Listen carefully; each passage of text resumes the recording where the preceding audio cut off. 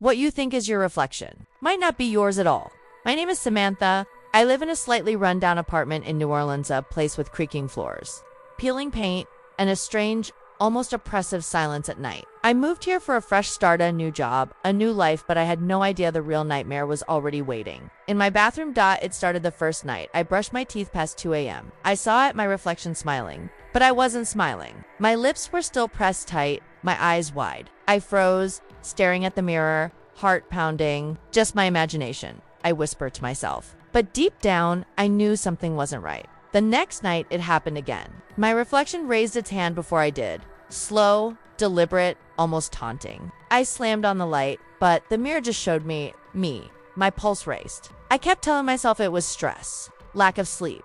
But then I started hearing whispers in the hallway, soft and fragmented, like someone breathing right behind me. Shadows flickered at the edges of my vision. I told my friends, but they didn't see a thing. I was alone. Then it got worse. One night while brushing my teeth, my reflection moved out of sync. Its movements weren't mine. It tilted its head, watching me. And then it reached out. My hand froze mid-around suddenly. It grabbed mine, cold, hard. I screamed and stumbled backward. When I dared to open my eyes again, it was back in the mirror, holding a bloody knife. The next morning, the news flashed across my phone. A murder in my building. A young man, my floor, dead. And the image in the report, it looked exactly like my reflection.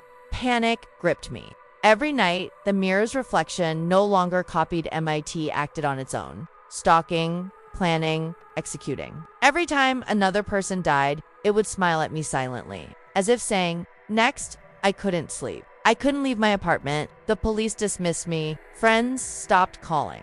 I was alone with it. One night, desperate to understand, I set up a camera in the bathroom. When I returned, my reflection looked normal, but reviewing the footage, it moved differently. Its face wasn't mine. It was the face of the apartment's previous tenant, a killer who had died 20 years ago. The mirror had trapped his spirit, and now he was free. That's when I realized it wasn't just following MIT, was waiting, planning, feeding. Every night when I glanced at the mirror, I saw him, patient, silent, watching, waiting for the moment I'd slip.